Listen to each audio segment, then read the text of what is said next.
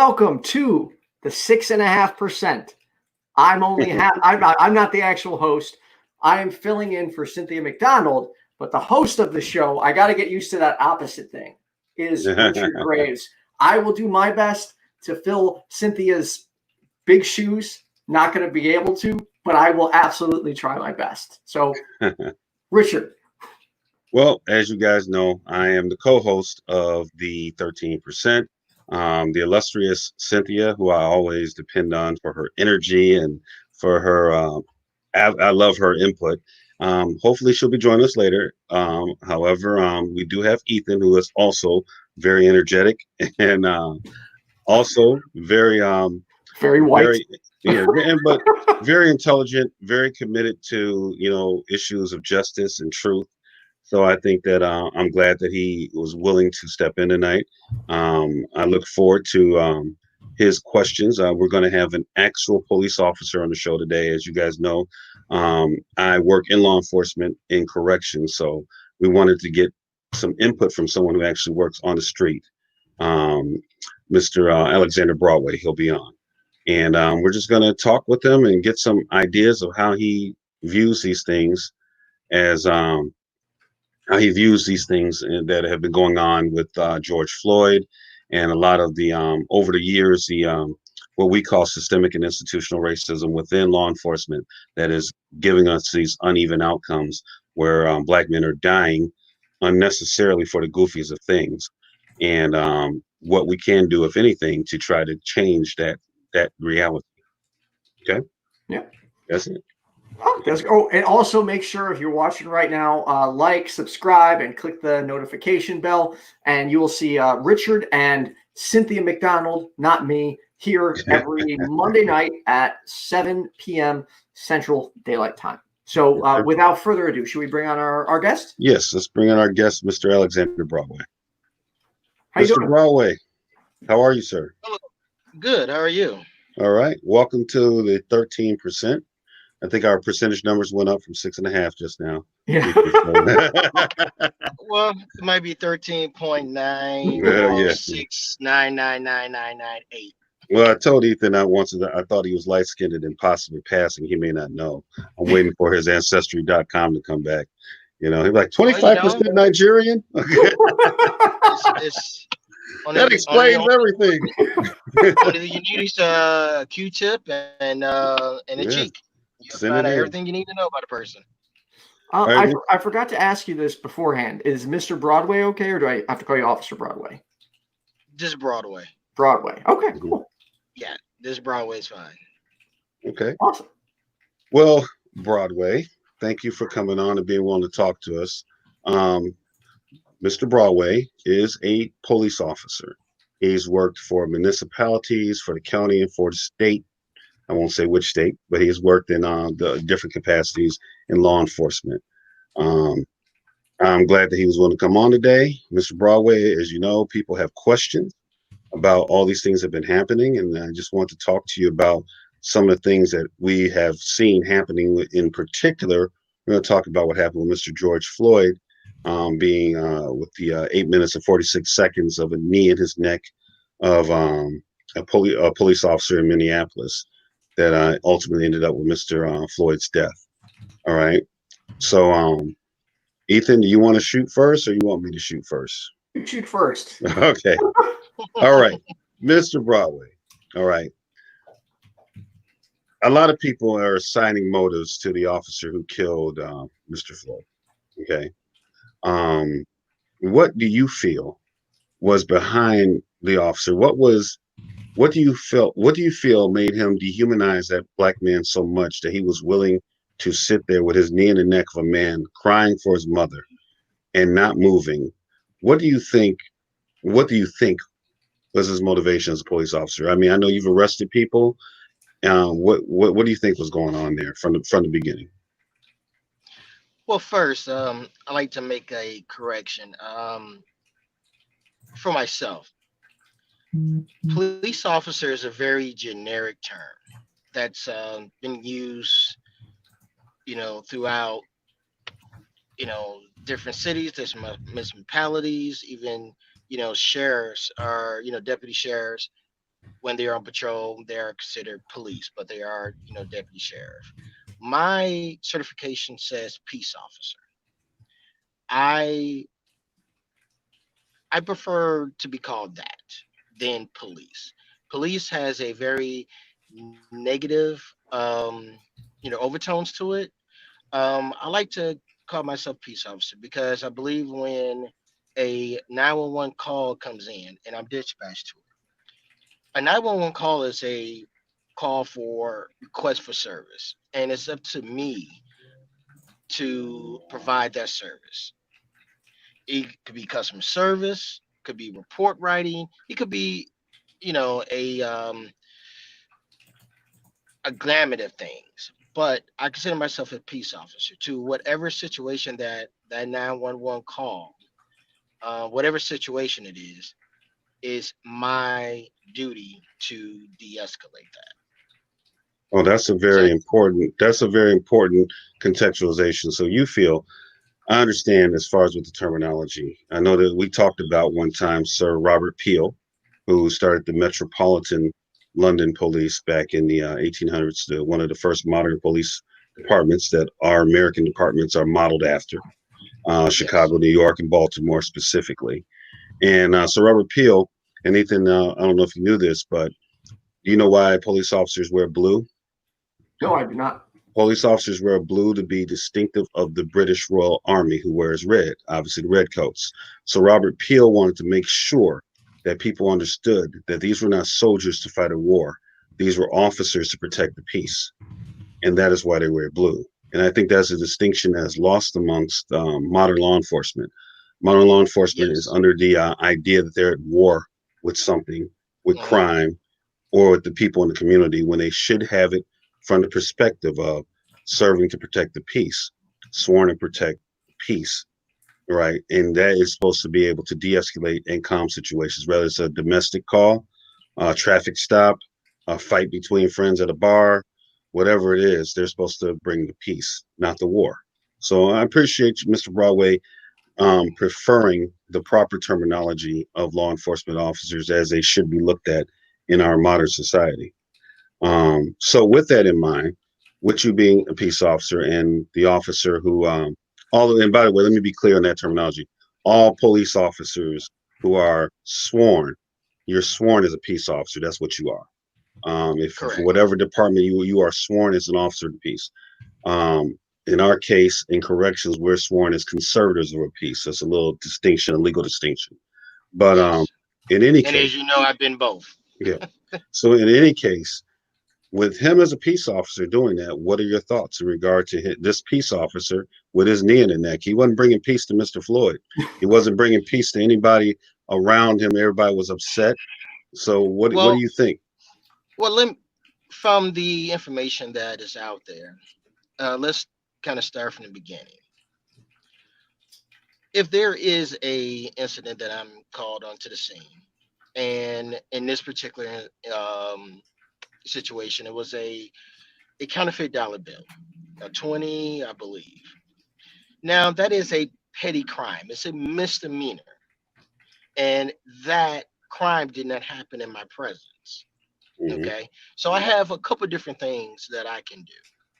Now, if the individual who is there, who is still there on the scene when I'm arrived, well, one, I have to give that person the benefit of the doubt because everyone does not know if they are in possession of a counterfeit bill. Hmm. And I'm going to give you an example. My wife went to an apartment store.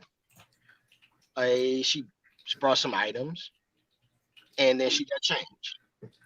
Then she went to I believe a gas station, and she was buying some drinks. And the clerk said, "Hey, this is a phony 10." Hmm. She was embarrassed, and she of course paid with a debit card, and then she gave me the actual $10 bill when I came home, and then I did what I needed to do a report, and then I what we call tag it. I booked it into evidence along with my report.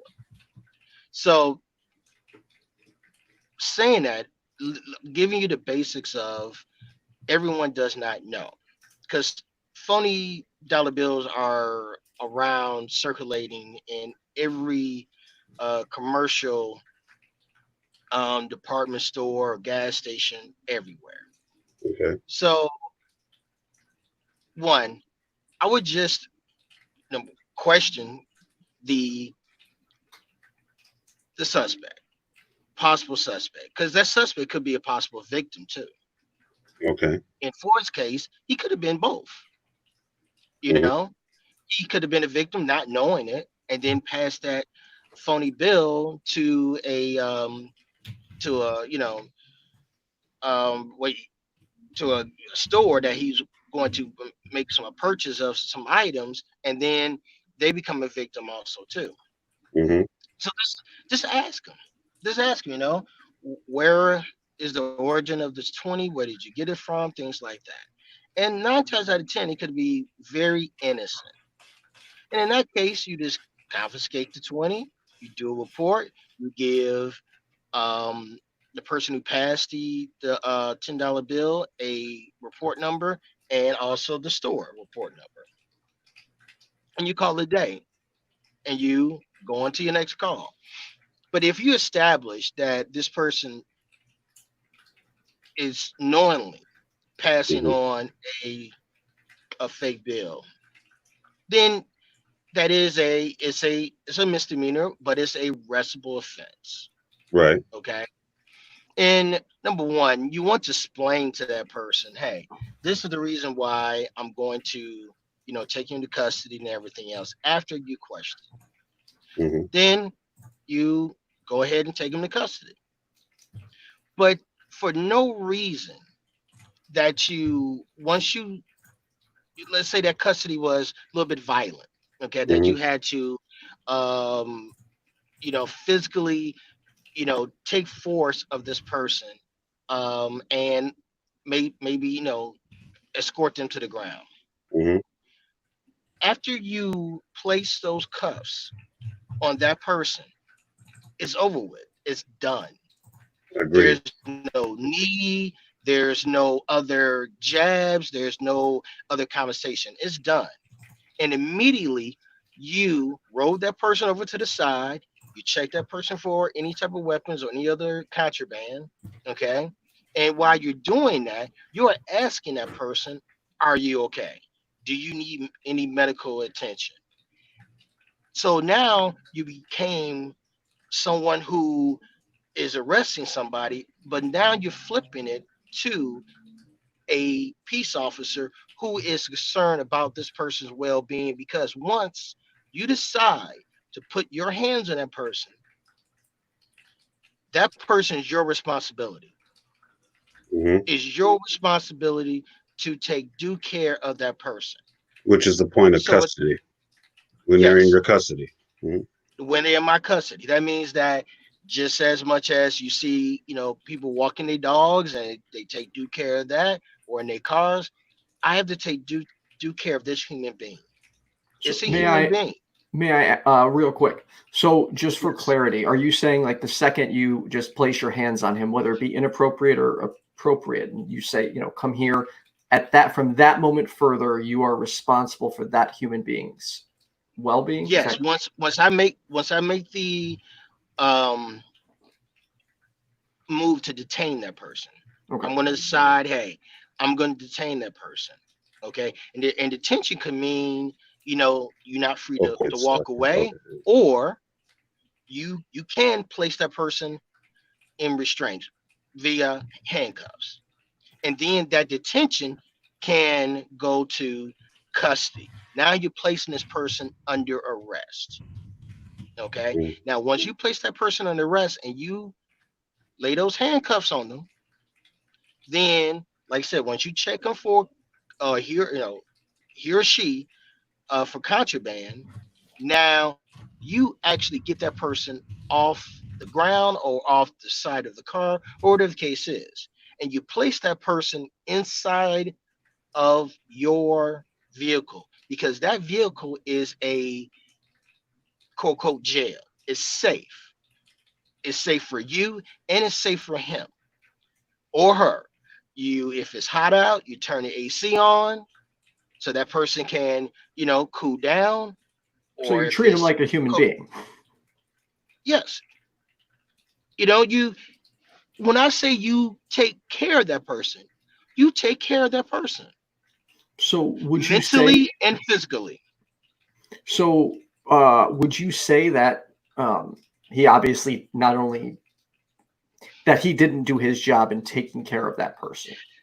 Definitely not, because number one, you know, a person is embarrassed too if they're out in public and a police officer is putting their hands on you and placing you in their backseat and you are in handcuffs. Okay, you don't want to leave that person out where everybody driving by or walking by can look, because you got to think about it. Do that person wants to let everybody know their business? Right. No, they don't. It's So You have to discretion is treat them. important. Well, you have to treat them with respect. With respect. Because once you treat that person with respect, 9 times out of 10, you're going to get that in return as a police officer or peace officer. Which one? Whatever terminology you want to use, but I prefer peace. Put that person in the backseat. And after you do that, now you remove that person away from the scene. Okay. You call your dispatch and say, hey, I got one in custody. And if you want to go and go down block, just say, hey, show me change the locations to, XYZ Boulevard. Starting mileage is 1234. Once you get there, you say scene, Indian mileage, blah, blah, blah, blah. I will advise when I'm en route, to transport. Right. Okay. And while you're doing that, you're doing your report. And if you have a partner with you, awesome. With that, you can ask the person, hey, you want a drink of water? You treat them like a human being. You So, treat them Mr. like a human Broadway, being. in all that you're saying, all right, obviously, when I'm working in corrections in that capacity, we have to be very mindful when we detain someone, when we lock up an offender, um, in the same manner, and what you're saying is what we're taught is we use the force necessary to gain control and gain compliance. And after that, it's Definitely. over with. The force is utilized, and the moment you have that control and compliance, you stop using force. That's And it it. has to be justified force. It has to be justified force. The force needs to meet and maybe, exceed the force that is resisting, the in Right. custody. But Now, the point, well, I once the want to make, custody happens, mm, it's over with. Now the mindset of that officer, um, there is no mindset. There's mhm, no mindset to have one grown peace officer, grown man, standing over this person, and another three, well, two, holding him down by his legs and his mid torso, and then obviously the knee to the back of the neck. There's no reason for that. For 8 minutes, there's no reason for that. There's there's no there's nothing on this God green's earth that can say, well, that's justified even a little bit. There's no justification for that. let me ask you None. another So question. Let me ask you another question. When we restrain someone, there is no neck. All right, that's off No. limits. So, Yes. I mean, this guy, and more to the point, what I'm seeing with this, when I looked at the video, all right, is what I saw was the expression on his face, the matter of fact, this is just another day in the office with his expression on, hand yeah, in his fucking him pocket. and the Yes. guy and the Asian guy that was standing up, with the classic police hold the vest stance. Hmm. And it was horrible. I mean, the whole time I'm watching this, I'm like, this guy is going to die. I didn't know he did when I first saw it. Because it went viral real quick. And I'm like, okay, what's this? I'm like, what are you doing? I'm sitting here from the beginning, like why, you know, it was just too much. We did a show about it, and I kind of got off my square. I was cussing and spitting and mad, and you know, because it was just a human being that died. But do you think that if he was a white man, he would have been treated in the same manner? That is the million-dollar Speaking as a question. black man, subtracting the fact that I'm law enforcement and my duty is to enforce the law, no matter you're black, white, Asian, you know, Indian, doesn't matter. There is a old school disparity when it comes to when a white commits the exact same crime opposed to a black person that commits their crime. And there's nothing that's just simple, one line, this is the reason. There's many factors and layers because of that. It's a society issue, it's a systemic issue. And it's an issue whereas you're not looked at as a human being. You're looked at as a subhuman, or you're less than a human being. That's as black As some males. of us, as black males. Okay. For me, I'm not frightened by another black man. I'm not frightened by another white man, because my job is to establish or reestablish the peace. So I'm not going into a situation whereas I'm scared. I'm going to be mindful of my situation and my surroundings to be for my safety, the safety of my partners, and the public. Okay. The So, public. and I'm not trying to get you off your square, but I see some of the commentators just want to know straight up, you know, do you think, again, as a black man, do you As a think black that man, he would have done that to a white guy? I mean, I'm gonna tell you right now, I don't think he would have. as a black man, no. Okay. I I mean, believe that there is a more of a forceful actions when it comes to police officers when they're engaging with black males. okay. That's just straightforward. I can put it. And I've worked um in all areas. I worked in the black areas, Hispanic areas. I worked in white areas. It's a difference. It is. And I think For me, I that's police for me, I police the exact same way. If I'm going to make a traffic stop for an infraction, okay, I'm not making my mind up if I'm going to give you a ticket because of how you look or even what you say to me. I'm going to give you a ticket or not give you a ticket because of when I run your background. And if the infraction, okay, is something simple as, let's say, your license plate light is not working, or let's say your tail light. Most of us do not know when our tail light is out. We don't go around the car and kind of do an inspection like the police do on their vehicles. Okay. So when a person says, "Hey, you know what? I didn't know," and you can actually tell if somebody actually didn't know, hey, then it's okay. Whenever you get a chance, when you next time you go get your oil change, go get it fixed. Now I'm going to ask And you I'm another just question. that's to me, Right. that's a safety stop. All right. It's a stop for safety. Right. And I hear what you're saying. And I'm just trying to get, some meat to what the people are actually wanting to know. All right. Okay. So you as an officer, I've known you, I've worked with you before. We've worked private security together, we've worked in law enforcement together. I've seen you treat people fairly across the board. All right. And you're a black officer. Okay. So I'm sure the reality is different. We're not afraid of black men when we come across them. We don't see it like the same way. We're not looking through the same social filter. My point that I've always said that American society thinks black men are animals, period.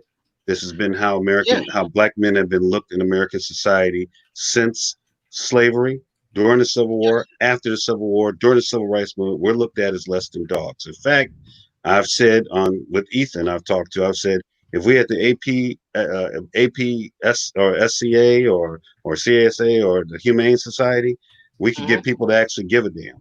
But because people care about dogs, because if he had his knee on a dog's neck like that, that officer would have been in jail within 10 minutes after that. It's one person would say, "Oh my God, he's killing a dog. You're under arrest." They would just citizens arrest his ass. Remember one time, horses had more value than a black person in this country. Mm-hmm. They were worth more than another breathing human being. And it's all by the color of someone's skin. Let me ask you another question in law regarding enforcement. Okay. Well, all right. Well, let me read this. Well, go ahead, make your point. I'm sorry. In law enforcement, our jobs is to be not looking at color at all. At all, because every community deserves the cancer out of those communities to be taken out. It's almost like a doctor. Okay. A doctor will evaluate what's going on with you. And if that doctor feels that, let's say, that cancer can be taken out, then that doctor will go and make the decision and remove that cancer out of your body so that you can, live a normal, healthy life. But if that doctor feels that no, cutting into the body will cause more harm, then he won't do it. My job, and I have several different hats. My job is not to do no more greater harm. Period. And let me ask you a question. The International Association of Police Chiefs, I think this was back in 2017 or 2016. The International Association of Police Chiefs, or Chiefs of Police, actually said that racial bias is implicit in American law enforcement, period. All right. Now, I would say the course is going to reflect American society. All right. As a black officer, do you see this racial bias against blacks? And is it even against blacks who are officers? Do you deal with racism? Yes. Okay. Yes, it is. It's like a weave basket. It's intertwining. So you see bias and kind of second looks when it comes to other officers that's not black looking at you as a black man and as an officer. Okay, because sometimes they might try to fill you out to see how hard you're gonna go in to another black person. They want to see it. Okay, because do some black officers go with that? I mean, we all saw Boys in the Hood with the LAPD cops pulled over what's his name? The one who played Trey, I guess. Cuba Gooding Jr. And the black cop was worse on him than the white one. Calling him the N-word, putting a gun to his face. Do you see some black officers that fall into that zone where they got to prove that they aren't going to give a black person a pass? Yeah. Sometimes I have seen that. I've seen black officers pulling over more people of color than non. Doing the same infractions. But that's part of the maturity of the person. Why is that officer in the begin with? My reason for becoming an officer, and I've been an officer for 10 years now, is to help. Actually to help. My job can range from helping an old lady cross the street helping some teenagers, or helping apprehend a violent felon. Okay. It Now, ranges back and forth. now, I mean, obviously, we know that you're an officer that actually has a heart for people. Okay. But what we just discussed regarding how some black officers, let me explain something to the people that are watching. Racism in American society, which is racism in general, is the problem. The problem in American society has always been the idea of white superiority and black inferiority. This is the problem in American society. That's why I don't talk about racism in general. Anybody can be a racist. All right. I can hate white Yes, people. I can hate Latinos. That would make me a racist. But the you can hate your problem, own yeah, kind. You but can the hate, problem, right. it's a black But person. but the problem in American society is the idea of white superiority and the implicit idea of black inferiority. All right. That Yes. being said, with like black officers who act like this, I want to say something to people. When you see Hmm. black officers that act even more aggressively towards black men, that implicit bias that the International Association of Chiefs of Police said, that implicit racial bias that exists in American law enforcement, it exists in a lot of black law enforcement as well.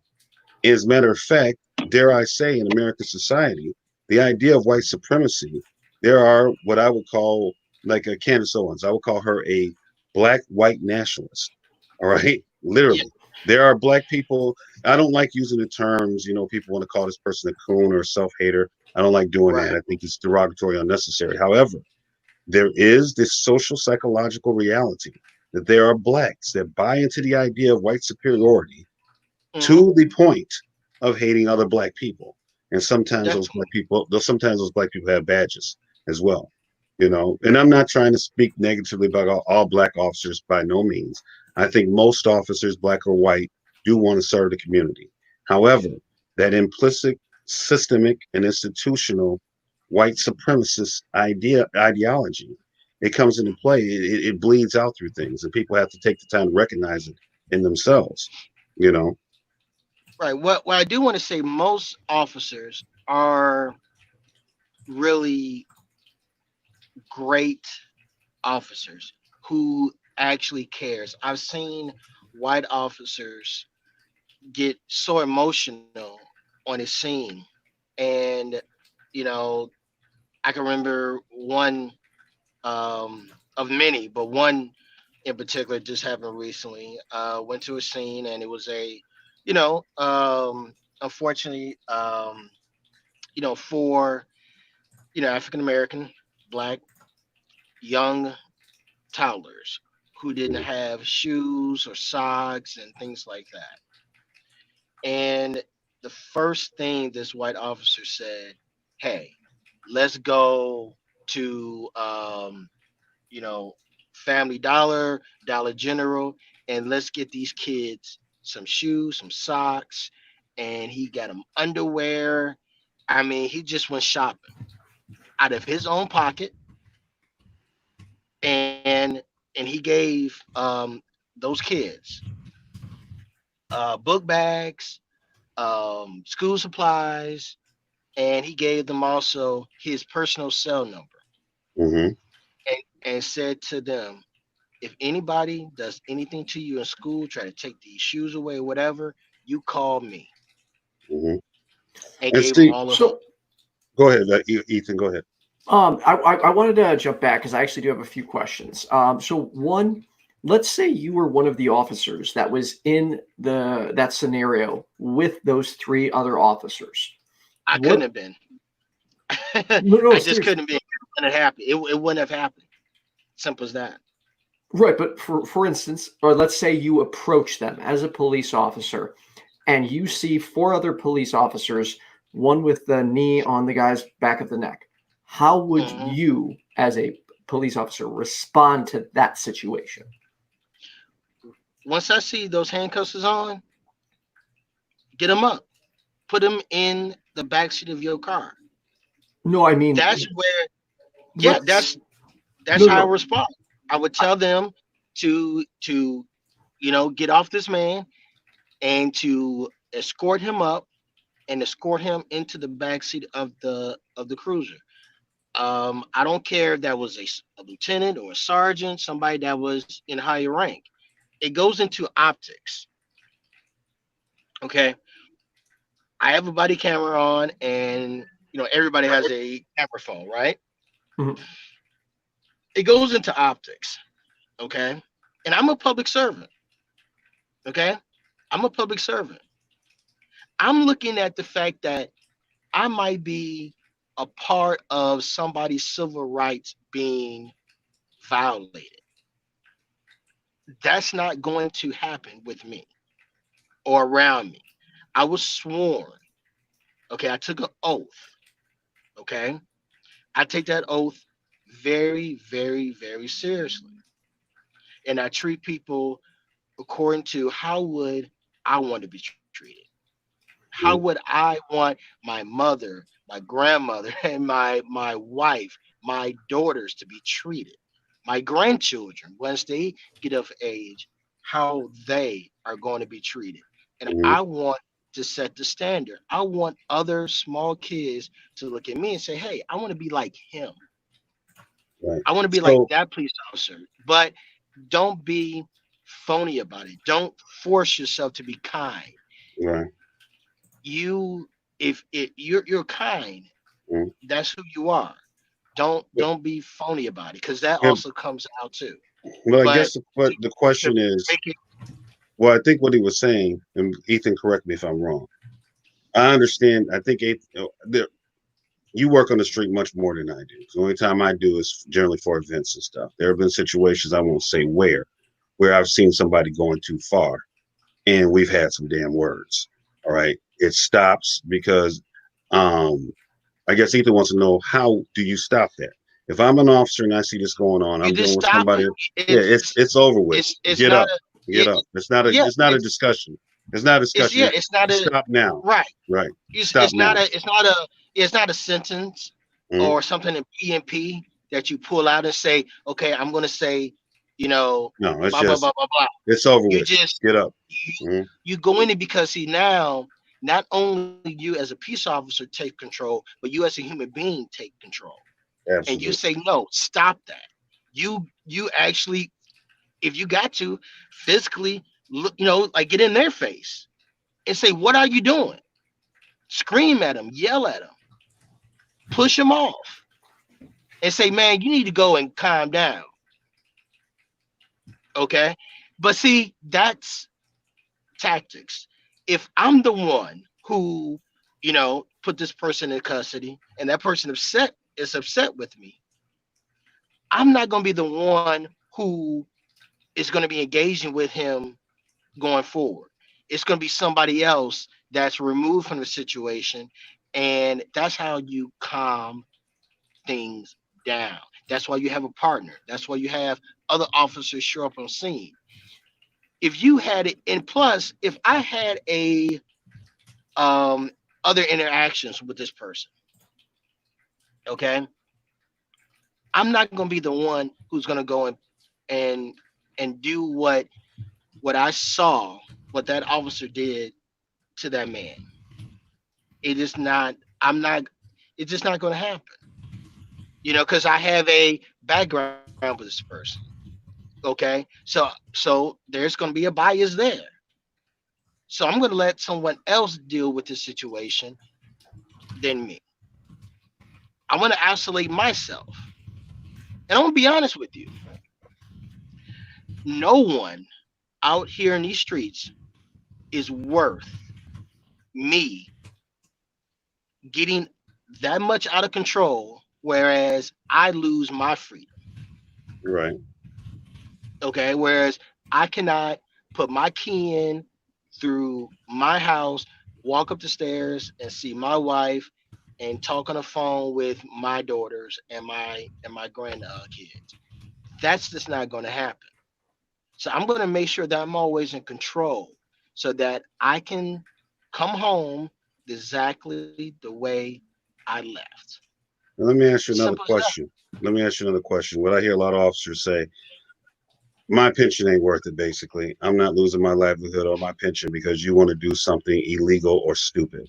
Now, this Yeah, goes to the question a lot of people ask: where are the good officers at? My normal response to it's a that is, lot of them out there. yeah. It's a lot of them out there. It's just that we don't ask for the spotlight. Now, let me We ask don't you. ask to be, honored Mhm. or, giving, Well, rounds of applause or anything like that. it's not where the good officers are at. We know they're out there. I think a lot of people who don't work in law enforcement ask, where are the good officers when the bad officers are doing this type of stuff? So my Well, answer they normally say is this: that birds of a they do it. flock They, together. right? They don't do it in front of good officers. They tend not to. No, they don't. Mhm. No, they don't. That's why they get into packs. So you have a group of officers on a shift that are scumbags, you know, and everyone else is kind of just stay away from, like, they have the plague. Okay. But it's up to the supervisors to check those officers. Once you start getting multiple complaints, um, then it's maybe some type of retraining that needs to be done. But in law enforcement today, there is just not a training issue. There's a hiring issue because most of the, you might say, people that do background checks and everything else on applicants, a lot of them ain't black. Okay, so they're gonna look at more of the white applicant than they would the black applicant. Let's be Okay. honest. In most of the academies, there's just a handful of African Americans to compare to 90%. Let's say out of 100, you might have literally um, 20 black, 80 white. And then you are taking those 80 and you put them on the streets of Chicago or the streets of Atlanta. You know, that's not, um, that's unbalanced. That's hugely unbalanced. So, do you think if they hired more black officers, this would have some effect at offsetting these troubling scenes that we see of law enforcement using excessive force on African Americans, sometimes lethal? Do you think that would help change that dynamic? Uh, it's not just doing one thing and that's going to change it. No, that's not the answer Do either. you think it would help? You think that's one of the You, factors? well, what I believe that you have to hire maturity. Okay, someone has a proven work history. When you are hiring somebody that's 23 and 24 and has no interactions with the general public, and you can remember when a police officer is called, they are called to a scene where someone is in distress. When you are seeing a group of people or two people at their worst, and you need to have the wisdom, the experience, be able to deal with that. And somebody that's 24 years old, okay, getting called to a domestic violence, a DV at a home, is not going to be able to talk to those two human beings in the way that they need to. Okay, so let me Okay. ask a question, follow up to that. Do you believe that what age do you think that they should hire police officers at?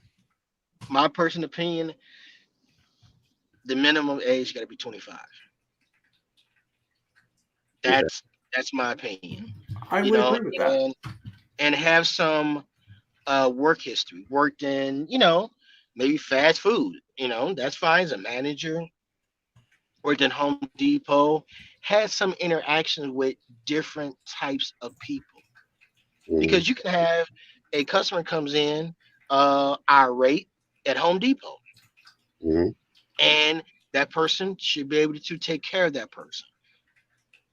That's what I would look for. Okay. You Do know, you think? I would look are also a person who maybe had a couple of speeding tickets in their life. Okay, why not? That should not exclude somebody away from them being a police officer. It should not. You got to look at look at the background. You know, talk to the person, and yeah, psychological tests.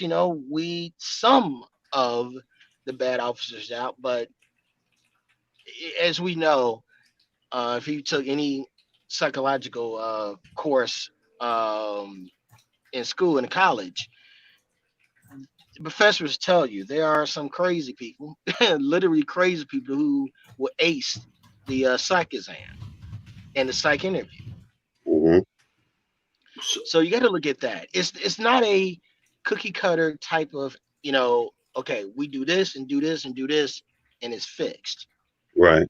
No, we have to get out the mindset as it's us against them. I don't have that mindset. Yes, thank you. I don't have that mindset. My mindset is I want to solve this so I don't have to keep coming back So how do to we get? that particular. Sorry, I apologize. I didn't mean to Sorry, go interrupt. ahead. No, sorry, go ahead. Oh, no, go ahead. How do we get more police or peace officers to have that mentality you have? Because to me, that's exactly where a huge thing that's lacking. And Well, it goes back to training. A lot of the academies are, you know, military type style of training. Of this, as Mr. Grace mentioned earlier, going to war. War engagement and police engagement is two different things. Two different things. When you, I've never been in the military, so Grace will be more of the expert on this. When you enter a war zone and you are in a conflict, you're engaging with your weapon, whatever threat there is. I'm not engaging like that.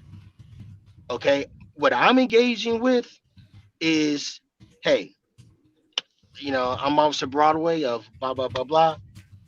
What's seem to be the problem, or how can I help you? Hmm. Or somebody is, he or she is, irate and they're frustrated. They are, at their worst. It's my job is to basically, old school, grab them by the shoulders and say, hey, look at me. It's okay. Just talk to me. Calm down. Talk to me. I want to help you. Let me help you. And to be passionate about that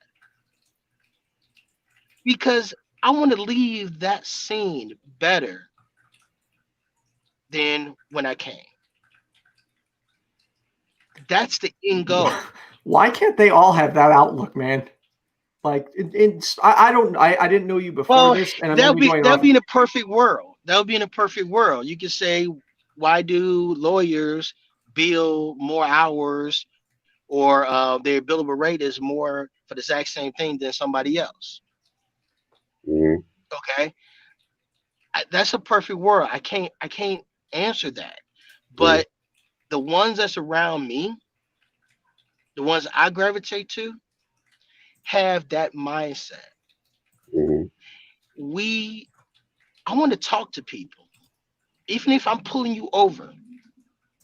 I've had many, many of people that I pulled over and gave tickets to, and as we sat there and we talked for like 15 and 20 minutes, and it's talked about this, talked about that, and you know what they say? Hey, officer, you have a safe night, and Hmm. thank you. You know, and also too, I don't look at giving tickets as you know something I have to do because the we don't. There's no mandate that we have to give out so many tickets and everything else. My The way I look at it when I interact with the public is to make them aware of something so that they can have that bit of a knowledge so they can stay safe. Okay. I don't want when people see my lights or see me, coming up from the rear, they go to 10 and 2 and they put their seatbelt on and everything else. You know how many times I rolled past people and they on the phone talking? I don't hit my lights or whatever. I I've just done kind that of motion before, and to them. I just I kind of motion. I just kind of motion to, hey, take the phone down. right. Take the phone down. It's about being human to other people. Everybody don't deserve to be slammed on the ground. Everybody don't deserve to be given a ticket that would take money out of their pockets. Okay, that can be used to pay the rent, put food on the table or gas in the car. But people do deserve to be talked to. Okay, to say, hey, you driving with no insurance. Now, what most states, you driving with no insurance, that's a arrestable offense, and that is your car is impounded in most states. Well, guess what? I might give you a ticket because of it, but I'm going to give you some solutions to get some this liability insurance. I research almost every week dirt cheap, liability insurance, and I say, hey, you know, um, I'm not going to say, the company, but X, Y, and Z company has dirt cheap liability insurance for $39, $36. You go online. Here's the address. Type it in. Boom, boom, boom. Get it. And when you go to court, just show that you have insurance now, and they throw it out. And they might throw out the court fees. More than likely, they will. So even though I gave this person a ticket, but I also gave them a solution Hmm. to the problem. And that's part of my job is to give solutions. And if I don't know that solution, I have a partner. I have a senior officer. I could call up and say, hey, I got this situation going on. What do you think about it? Okay. All right. Great. Thank you, man. Hang up. Then I, tell that to the person that I'm helping. I Okay. got I You got know? kind of a oh, sorry, Richard. No, go ahead. Go ahead. Go ahead. I got kind of, I don't want to say a goofy question, but in I feel like there's a lot of ways we can improve on training, in my opinion. And I feel like Mhm. one way would be finding the equivalent of, for instance, making a police officer go be a bouncer for 3 months in a bar with issues. And the reason I say that is because that is where I learned how to de-escalate a ridiculous number of scenarios, is Right. from that real life experience when you have to actually deal with people when they're just completely out of their mind because they're drunk. And to me, if a police officer cannot handle a situation like that without a weapon, they should not be given a weapon. That's a good point, Ethan. And oddly, me and Mr. Broadway, we met doing security for a nightclub, and we had to deal with a lot of people without no weapons whatsoever. And Hmm. that I had spoken. One of the recommendations that I'm going to make to the various law enforcement organizations that I'm part of is that I think law enforcement officers, you do need to spend, and Broadway, you can tell me if this makes any sense. I think they should spend 3 weeks in a correctional environment. Because in a correctional environment, you have no weapons, and you have to be Yes. able to.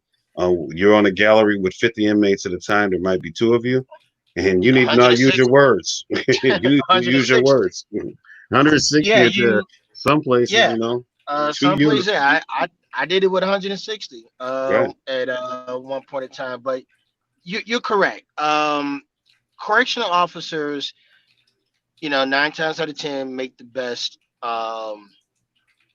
police officers, the patrol officer, because they're not as quick to go to their weapon. Okay, when they are confronting with some type of issue. They're not. Okay. Most correctional officers that transcend into patrol officers, the observation skills are more defined, fine-tuned. They can actually see different things than the normal patrol officer just don't have that experience. No, it's Because the. Oh, sorry. part of our as when I was a correction officer was to see things that was trying to be hidden from me. Mm-hmm. Okay, so I'm going to see more or sense of a danger, and then I'm going to react to it. I'm going to react to it, usually quicker and at the right amount of force that is needed to make sure that that danger doesn't hurt anyone else. Um, Correction officers are is a very good basis for being a patrol officer, because you're dealing with people who have very high IQs and people who are maybe mentally challenged. You're dealing with, Hispanics, you're dealing with whites, you're dealing with blacks, you're dealing with Asians, you're dealing with a whole group of people. Right. Okay. And one officer is their life. Okay. They, the meals, everything they need comes through you. And you don't abuse that authority.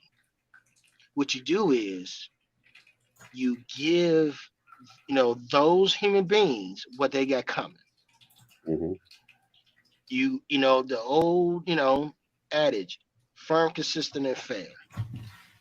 You treat everybody with those three words, and you'll have a long career in corrections, and you'll have a long career on patrol, but you also have a safe career Mm. in both of those skill sets and levels of law enforcement. And people will respect you. I have been in corrections, and people have seen me, and then they see me on the street, and I'm like, I don't know, they're so happy to see me. It's kind of weird that you were locked up for a couple of years, and I came across your path and I treated you fairly. So when I saw you, see you out in the street with, maybe with your family or friends, it's like they saw an old friend, Mm. because I treated them fairly. I didn't give them anything extra or do anything more for them that I didn't do for they celly or the cell that was, three or four cells down to the right or left. Mm-hmm. I treat everybody fair, but I also require respect. And I also gave respect. I said Right. good morning every time I walked my beat when I was inside a prison or a jail. I said good morning to everyone. Everyone. When I was doing my count, good morning, good morning, good morning. Good afternoon, good afternoon, good afternoon. I always said good night, gentlemen. Before they went to court when I was working in a jail. I'd be like, hey, hey, good luck in court, Mm-hmm. you know, stuff like that. Those little different things. Because remember, they are human beings. Right. No matter what they did, Mm-hmm. it's not my job the prosecutor. Mm-hmm. My job is to bring them to safely, sound, body and mind to the judge and to the people of his or her peers to make that judgment. But my Right. job is not to make that judgment on them, where they should be treated more harshly than this person because he might have, shot up a parking lot, or this person who just shoplifts a couple of things to feed his family. Right. Well, I get. My job is to take off of them. I do have just one question. I meant to ask you this earlier. Sure. As I don't want to say spectator, but person walking by, I saw a lot of people like getting mad at the passersby who weren't like going after the cops. But I don't think what they understand is the gravity of that situation. Like, yes, your reaction should be to help another human being, but you have to realize they were face to face with multiple police officers who could have easily killed them. So what could I do? What could I do in that situation, knowing, hey, right now we're on a time crunch. This man needs his life saved. If I too quickly approach these officers, I'm going to get shot. Like, the only thing I could think of is to, one, continue to warn them, and then eventually say, look, that man is dying. I am giving you to the count of 10. I will not go for your gun, but I am going to intervene and detain you to save that man's life. Like, that's the only thing I could think of to do. How? Well, like, I would not do that, because then you're interfering with the investigation. But what you can do,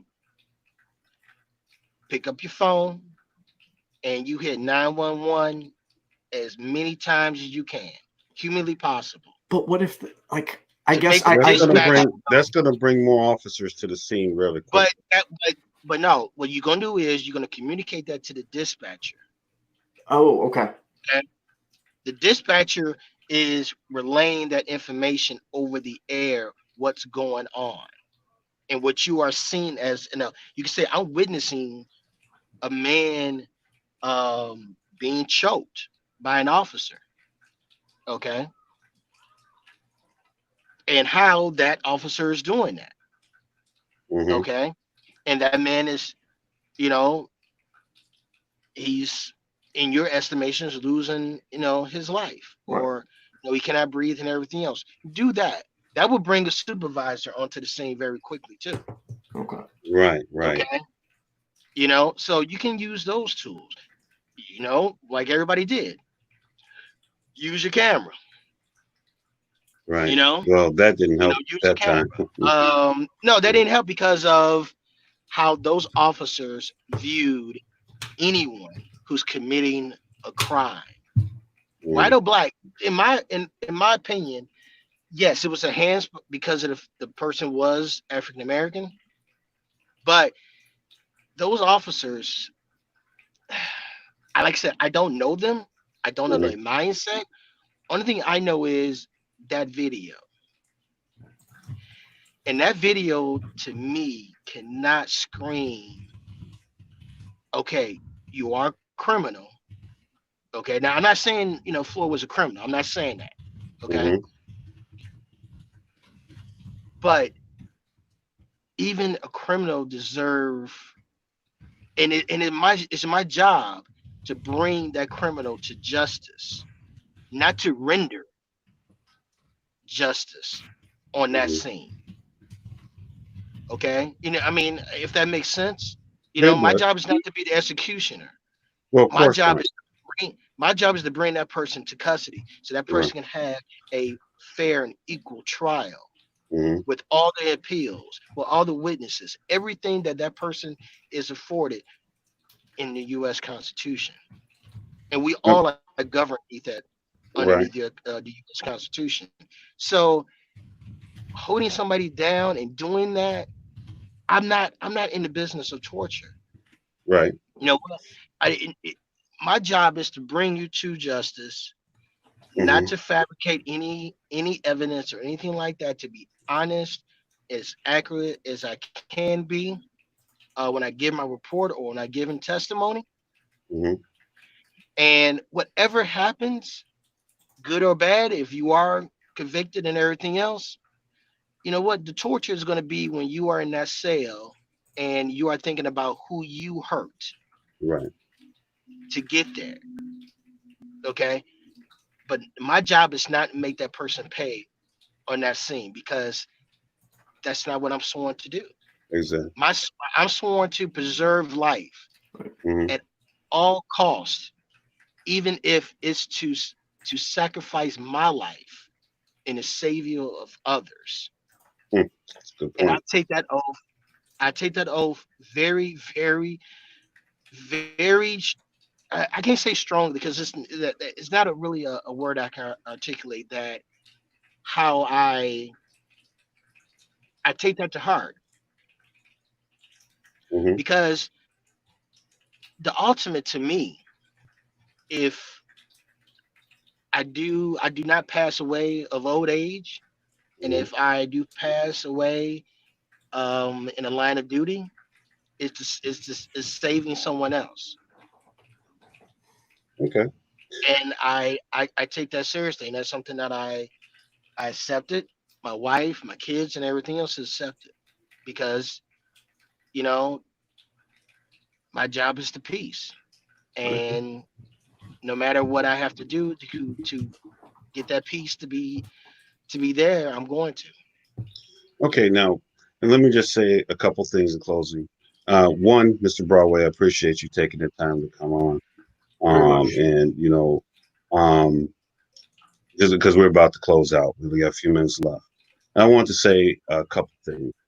One, obviously, there were some questions that were asked, some of the live comments. One of them was asked about how do we basically end up with police officers like you? And let me explain the one military Yeah. aspect that I think that needs to be within law enforcement. The drill instructors are picked in the Marine Corps because they're the best of the Marine Corps. They're the best the Marine Corps also has to offer. I think Mhm. that with our academies for law enforcement, we need people like you to be in those academies because there's something, hear me out, there's some things that can be taught. All right, some things can't be taught. I mean, some things you're going to weed out people with psych tests, you're going to weed out Yeah. some people with background. We should be hiring more minorities. All that will bring us a better pool of people.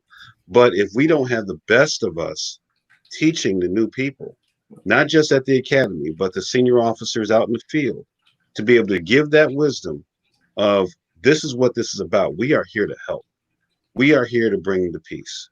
We're not here to bring war. I think the whole narrative needs to change with law enforcement in regard to this war on crime, war on drugs. The We need to stop police saying war. police officer, yeah, police officers have a shield. In the Yeah. military, we have a sword. Sword is our symbol.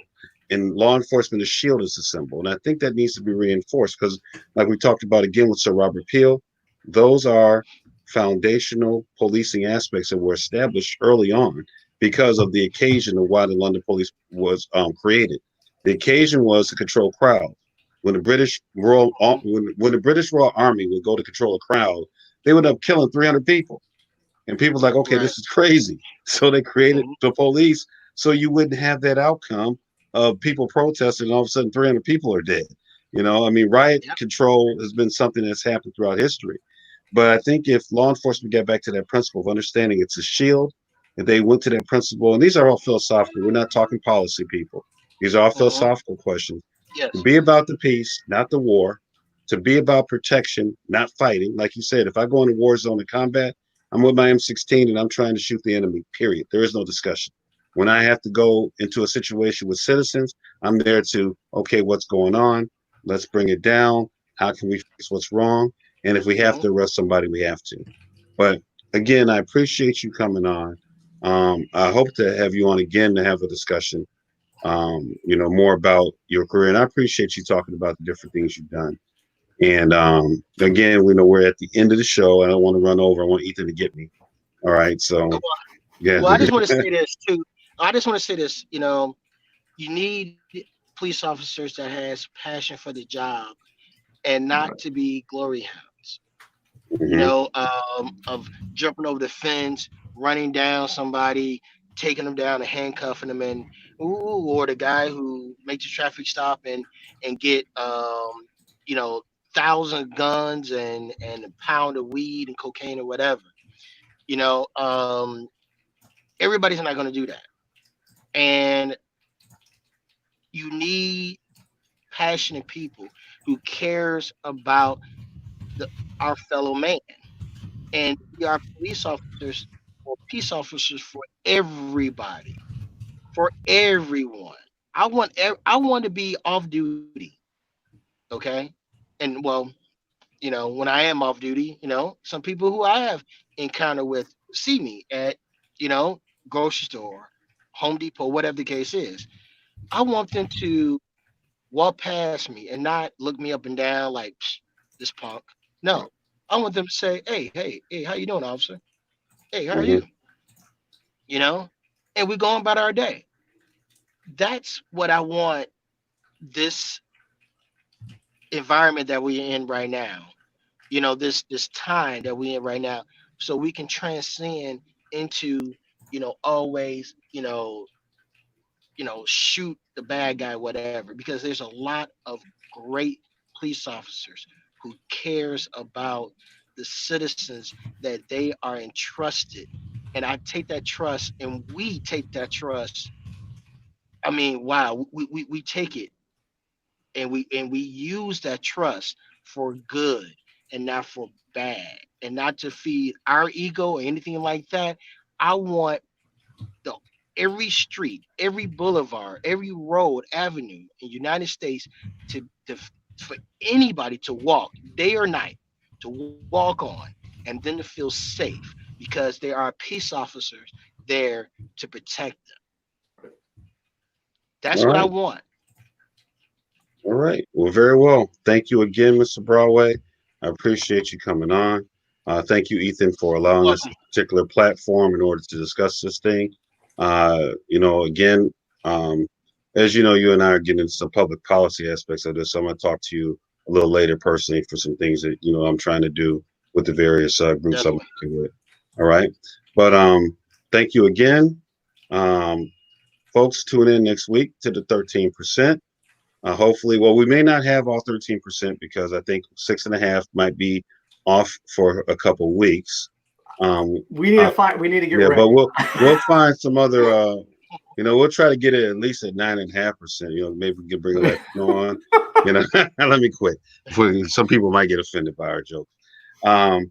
Thanks again, Mr. Broadway. Yes, Be thank safe. you Be very much safe for out doing this. there.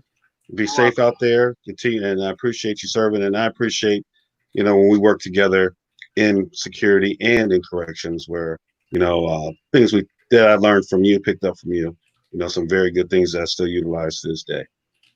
All right. Vice versa. Awesome. All right. Definitely. Thanks, everyone. Like and All right. subscribe. We'll be back Thursday with In Black and White at 7:30 p.m. Central Daylight Time. And the 13 or 6.5% will be back next Monday at 7:30 p.m. Have a good night, everyone. God bless Thank you. everybody. Be safe. All right.